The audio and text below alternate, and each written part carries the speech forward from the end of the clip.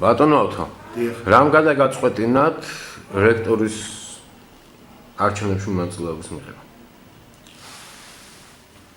დავიწყოთ იმით, რომ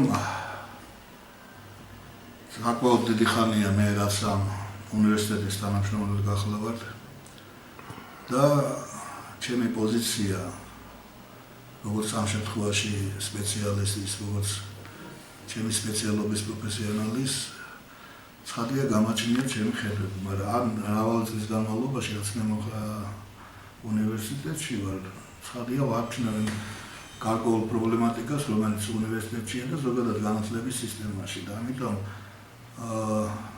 ის ფაქტი, რომ ახლა ეს ვაკანსიაზე კენს ვიხრი, ძალიან მნიშვნელოვანია ჩემთვის და ჩემი უნივერსიტეტის და ჩემი კოლეგებისთვის იმ თვალსაზრისით, რომ ზოგადად არსებული სინამდვილე, რაც ჩვენი ქვეყნის სინამდვილეში არის, საკმაოდ რთულია და ხშირად შემთხვევაში ხოლმე მოსახლეობის დიდი ნაწილისთვის აუხსნელიც და გაუგებარიც. ახლა ელემენტარულად გეტყვით, ჩვენ საკმაოდ მცირერიცხოვანი ხალხი ვართ და გვაქვს 64 უმაღლესი სასწავლებელი, უმაღლესი დაწესებულება. ეს ძალიან ბევრია და მართლა ძალიან ბევრია ჩვენი მასშტაბის ქვეყნისათვის და ჩვენი მასშტაბის მოსახლეობისათვის. მით უფრო რომ მსოფლიო 3000-იან რეიტინგში არც ერთი ჩვენი ეგრეთ წოდებული ლიდერი უნივერსიტეტების 3000-ში კი არ არის შესული.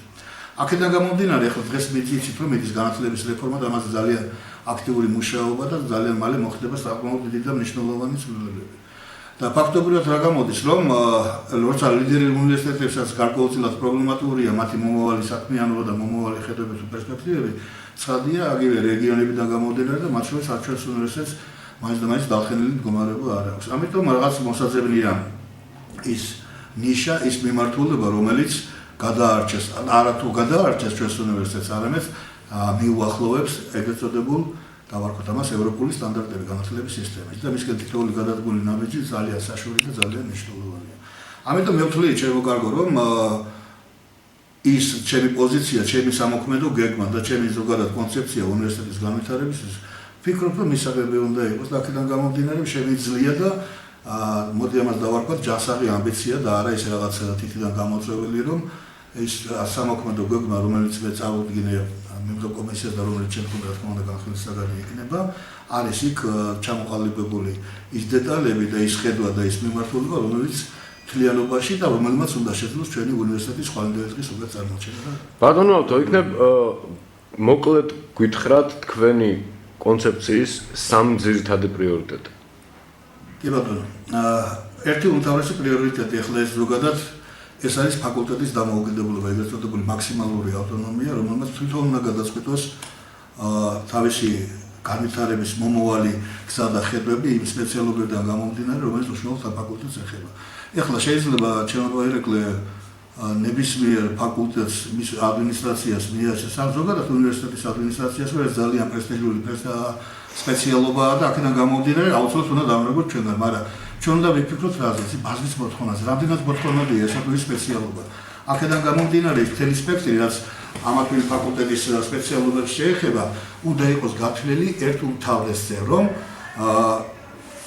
ბაზრის და კონკურენტუნარიანი სპეციალისტის ჩამოყალიბება სპეციალისტის გაზრდა და აქედან შესაბამისად ბაზრის მოთხოვნების დაკმაყოფილება. მეორე და მთავარი არის ეგრეთ წოდებული ბილევადი სპეციალობები, რომელიც არა მოთხოვნადია, ხო, ამ გაგებით. და უნდა ვეცადოთ, რომ ეს მილევადი, რა თქმა უნდა, თუ აუცილებლობაა და აღარაა საჭირო ეს და ამის ნაცვლად ახალი, უფრო პერსპექტიული და უფრო მოთხოვნადი სპეციალობის შემოქმედება, რა თქმა უნდა, თავისი კვალიფიკაციიდან გამომდინარე.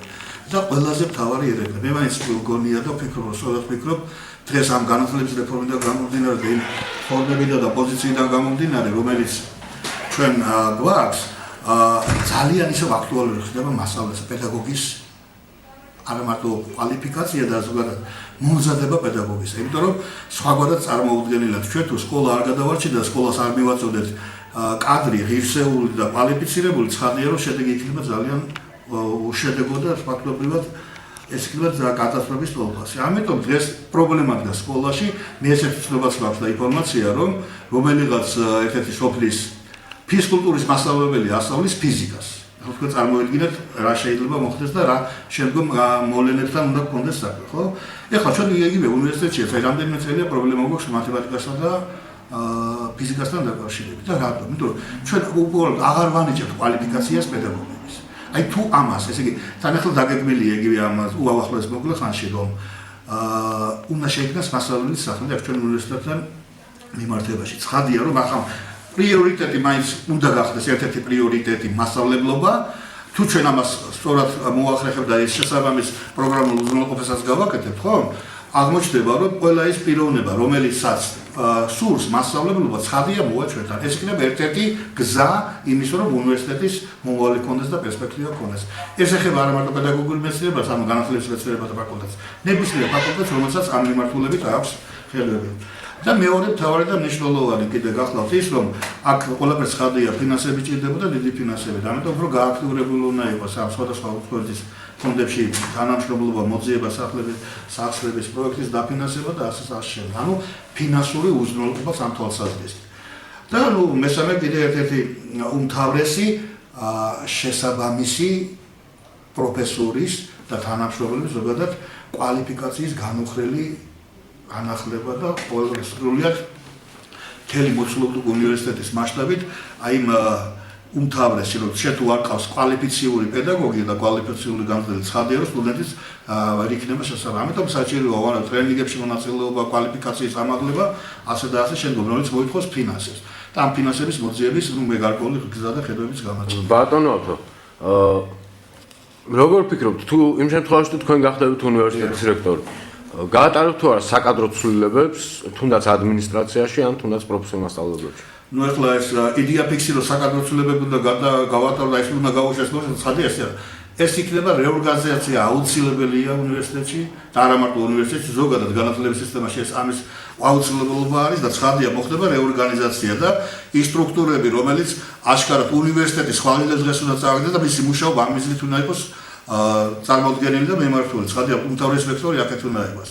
და აქედან გამომდინარე მოგეხსენებათ რომ რეორგანიზაციას ნუ თავისი როგორც დადებითი ასევე უარყოფითი ამ შემთხვევაში პრობლემებს ეკითხება ხო? იმიტომ რომ მოხდება რა გარკვეული ნაწილის იმ არაკვალიფიციური და ზოგადად ამ შემთხვევაში ამ ტყუების უნივერსიტეტისთვის აბსოლუტურად იმ ადამიანების ცალკეული თუ გარსაზღვრული რაოდენობა რომელიც ვერ დააკმაყოფილებს ამოწმებას ცხადია რომ დასული იქნება გაშვებული. ბატონო, როგორ ფიქრობთ აკადემიური საბჭოს ხდომაზე, სადაც რექტორს აირჩევენ, როგორ შეიძლება გადანაწილდეს ხმები? რამდენადაც ჩვენთვის ცნობილია ერთ-ერთი წევრი თქვენს ბრძანდებით აკადემიური საბჭოსი, ერთ-ერთი წევრის შვილი არის რექტორობის კანდიდატი და ერთ-ერთი წევრის მეუღლე არის კიდევ რექტორობის კანდიდატი.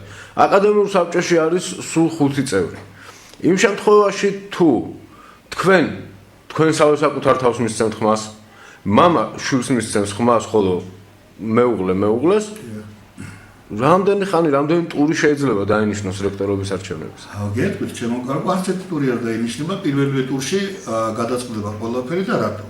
ეხლა მართალია მე თავად წარმოადგენ აკადემიურ საბჭოსა და ამასთან ერთად კანდიდატიც ვარ, იგივე ვინც თქვენ ჩამოთვალეთ, მაგრამ თქვენ ერთი რამ მინდა იცოდეთ, რომ ჩვენ არ ვართ ამ შემთხვევაში დამოუკიდებელად და ყველასგან თათბირის გარეშე და ყველასთან შეთანხმების გარეშე მიმღები გადაწყვეტი პიროვნებები, ხო? ჩვენ თითოეული ჩვენთაგანი 5-ვე წარმოადგენთ ფაკულტეტებს. ამიტომ თითოეული კანდიდატის სამოქმედო გეგმა და კონცეფცია, რომელსაც წარდგენილი იქნება როგორც ცალკეული ფაკულტეტები, ზოგადად უნივერსიტეტის მასშტაბით, ეს იქნება ყველაზე მთავარი ფაქტორი იმის თუ რა და ვისი შეკვეთა იქნება ფაკულტეტის მხრიდან. ეხლა შეიძლება უცნაურად მოგეჩვენოთ, მაგრამ მე როდესაც იგივე ჩემი ფაკულტეტის წინაშე წარვდგები და ჩემი დავარქვათ ეგრეთ წოდებული კონკურენტები, ხო? იქ ყველა თავის პროგრამას და თავის ხედვას წარმოადგენს და ფაკულტეტის უბრალოდსა რომ მიიღებს გადაწყვეტილებას რომ გასწრებათ დაუშვათ მოეწონათ დარეჯან მაისურაძის ხედვა და კონცეფცია, ხო? ფაკულტეტი ანიჭებს და უпростоრად ავალებს მის წარმომადგენელს ამ შემთხვევაში მე რომ აი მარჩენებზე ხარი დაუჭირო დარეჯან მაისურაძეს ან ელიზბერაშვილი ან გელა დეპიას ან თავად ავტოგელაუტაშვილი. იგივე ხდება ყველგან, ყველა ის ვინც თქვენ ჩამოთვალეთ, ყველა არის ფაკულტეტის წარმომადგენელი. ამიტომ აკადემიური საბჭოს წევრობა ეს თანამდებობა კი არ არის, ეს არის წარმომადგენელი მმართველ ორგანოში თითოეული ფაკულტეტი. აქედან გამომდინარე, რაც თქვით, ხო? ეხლა გარედან ერთ შეხედვით შეიძლება ის ლოგიკური, ხო? სამი ხმა უკვე და გადამწყვეტი ხმა არავის არ ექნება, მაგრამ ესე არ ექნება. ეს არის თავარი გადაწყვეტილება ფაკულტეტის. ფაკულტეტი ვისაც მიუთითებს თავის წევს, მას მისცემს მას.